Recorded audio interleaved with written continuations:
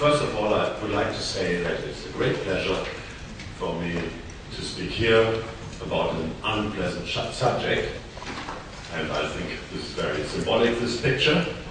And of course, not everything I will say is new. Sometimes I'm very much indebted to the great thinkers that have been there before me. For instance, this one. Well, for once he was right, because he said a prudent thing. The best way to destroy the capitalist system is to debauch the currency. I think this sums everything up. He didn't mean to save it, he wanted to destroy it, but there were some people who wanted to defend it by debauching it, and this is what I will speak about. Well, there are many ways to debauch the currency, of course. I would name socialism in war. I interpret socialism in a very wide sense, simply that government, like in war, controls and directs most of the resources of the country somehow to a purpose, and usually doesn't take much care about the costs. That means, for instance, in war, you are in a state of emergency, you may even be allowed to spend more than you have earned. And there were many examples, can go, doesn't always function. France, for instance, the French Revolution broke out over debt. The revolutionary government made more debts. And the consequence, of course, of that was already war. They became very expanding, trying to conquer other countries. Then there was Mexico in the 1860s, had a lot of debts in France. At the end, we don't do this anymore, otherwise Greece would be stricken with terror. In these days, he would simply invade the place and establish a puppet regime, which was a fair victim to revolution afterwards. Or look at the Great Depression, which of course was, especially in Germany, it was a kind of credit inflation due to the war debts and the arrangement to ease the pain by some American bankers. This was all spent into the social system at the time, and that's why Germany, during the Great Depression, had this huge unemployment. So there were always government overreach was the reason for it. But was it because the economists got it wrong? Many people say they didn't predict, for instance, the financial crisis. In fact, this is not true. I know many economists who did. But there's a strain of economic thought that may have misled us. It started with neoclassical economics. These were people who said there is a natural equilibrium in every market if you let it play freely between the various aggregates, unemployment, quantity of money, etc., growth. And this will come automatically. But after the Depression in the 30s, nobody did believe this anymore. So a new theory came associated with the British economist Keynes, who said, okay, if the equilibrium is not there, we have to establish it by political means. For instance, if you have high unemployment, this is a consequence because consumption was not good enough, underconsumption was there, so government has to spend and make debts, and then you have solved the problem and everything is okay again. I will come back to this later. But, however, sometimes, yes, they think in aggregates and in macroeconomic oversimplifications, economists of that sort. They think that it's not statistical units that can be put into a strict relationship. You can always use mathematics to steer the economy. This takes time. Okay, but there's another strand of economics that doesn't care about aggregates. It thinks the basis of all economics is the individual that has a lot of desires, wants to do certain things. They're perfectly subjective.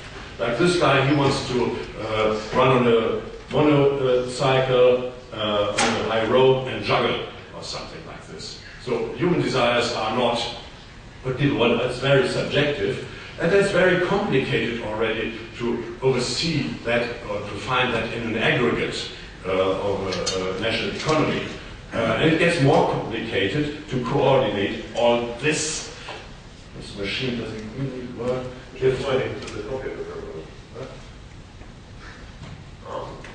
If you have lots of people to be coordinated like this, it really gets complicated. This is the starting point, what is called Austrian economics. Here you see two champions of it. This one is Ludwig von Mises, and his disciple Hayek, who is the namesake of the institute, the host of which you are. And they started with the subjectivism, subjective individual demands, and said this is a problem of coordination that comes along with it. And the coordination is done by the price mechanism. Prices are the signals where you see which costs you have, or if you want to fulfill some demands you have, what do you have to pay. You can compare it with other things that you appreciate. And that gives a fairly rational system of economic calculation. And market is seen as a discovery procedure. Same is true with money. I just show you, this is another Austrian economist. This banknote doesn't exist, of course, anymore, but this is Eugen Böhm von Bauer, an Austrian economist who had written on the theory of capital. Money is also, in a way, is a neutral medium. Otherwise, you cannot have the price mechanism. And it should be, according to the theory, backed by some material value that is fairly stable at best. So it has its price. Usually, in the old days, it was gold. Of course, you want to multiply your money. I think a modern economy can only work with credit. But credit also, for a brief time, if you take a credit, there may be a kind of dematerialization of money. But you can calculate this in the price system. You have interest rates. The risks and the chances for taking credit are calculated via a microeconomic coordination process, so to say, via the price mechanism. And but we don't have this money anymore. Our money is backed usually by government's promise. The government is an infallible debtor, it claims at least, and because all the taxpayers are behind them. This is a 5 billion mark banknote from 1933, so you see something may go wrong. It's a banknote mark, 5 billion, billion marks. Sometimes they had banknotes, they had to print them so quickly that the back of these banknotes weren't printed, because in the afternoon they had to print new ones where it was perhaps they had 10 billion something. So there can be catastrophes. It's because it's money that is not controlled by the market via this coordination process. Now, coming back to the Keynesian theories, they said, okay, we don't care about this. We know we have a quantity of money. We see we have high growth, high employment, and we spend a certain amount of money with it, and then we have a situation where we have less of both. Then we need inflate money, more money into it. Then, of course, things are okay again, and of course, with all these gains, the money can be paid back, and that's how it's supposed to function. What actually happens then, it's not just the quantity, the money is distorted.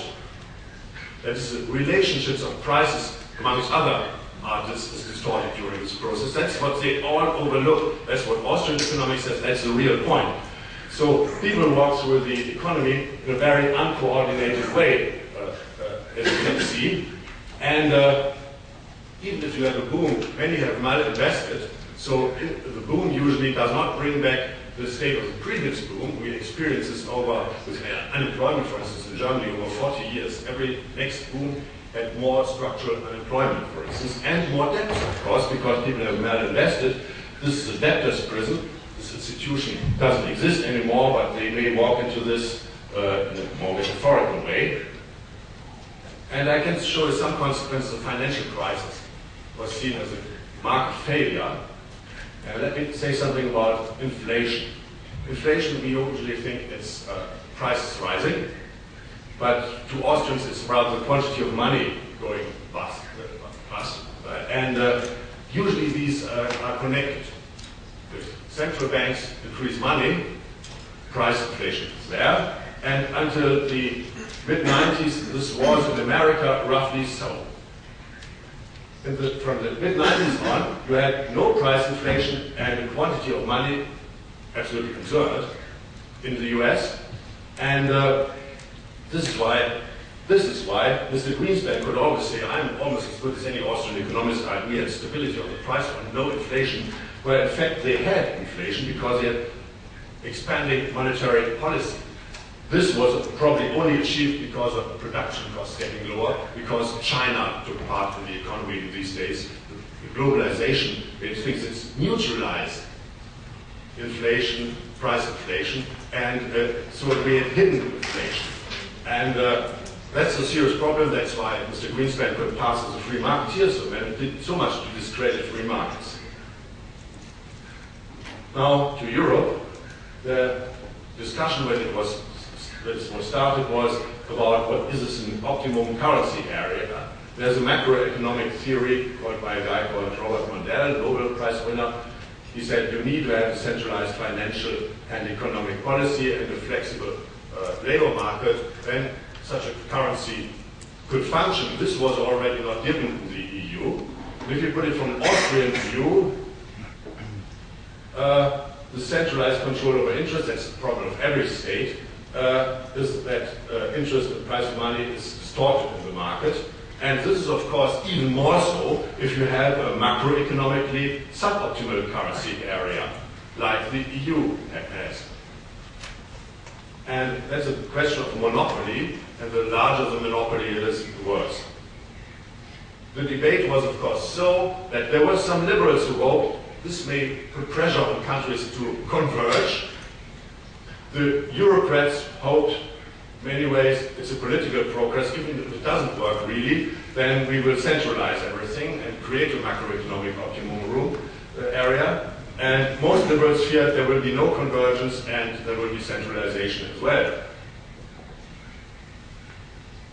And everybody said, in the beginning it was good, you had a stable country like this one, and a not so good country like this one, but they were all booming. Germany said, oh, it's wonderful, we export a lot of things to the Greeks, and they pay, of course, a lot of money. What we didn't see was that we also gave them the money as credit, as loans, and they wouldn't pay it back. So everybody first thought it's good for them, they have more consumption, everything growing, we are export champions. It didn't work, because that was, again, credit of easy credit for the Greeks, and ended into something like a bust. And now I will pass shortly through this. We see hectic times of interventionism, European Stability Facility, the rescue package with 780 billion, third of which we will pay, Germans. ECB purchased government bonds, maybe a breach of the treaty, of course undermining the independence of the bank. We have a discussion, a never-ending discussion on Euro bonds, very unpopular in Germany, I can tell you. The stability mechanism will set in next year. The one thing that's a little bit the exception so far, this always throwing money after the money we had already thrown out of the window, was to acknowledge there might be something like kind of insolvency, soft insolvency, this 50% haircut for the banks. Usually these problems in ancient times were solved that the creditors, the moneylenders were killed. Now, okay, they're expropriated here. That was the only exception to throwing money out of the window. They had a discussion about taking the German gold reserves and the bazooka that more or less the ECB should have the unlimited credit, print money like crazy. So, is it enough? Well, first of all, if it was only Greece, okay. Other countries like Italy and Spain have a better production, of course, behind the economy, but okay. Still, they have created a huge problem. Also, this haircut just is not really 50%. Greek debts were 350 billion, but the Troika loans were not touched, and the debts by the ECB were not touched. so it was only roughly half of it. And much of it was pension funds. I wonder whether they really can take 50% of the pension funds in Greece. I want to see what's going on in Athens. And here, at least it was only much less, 29%. So the question is, again, Lenin, what to do?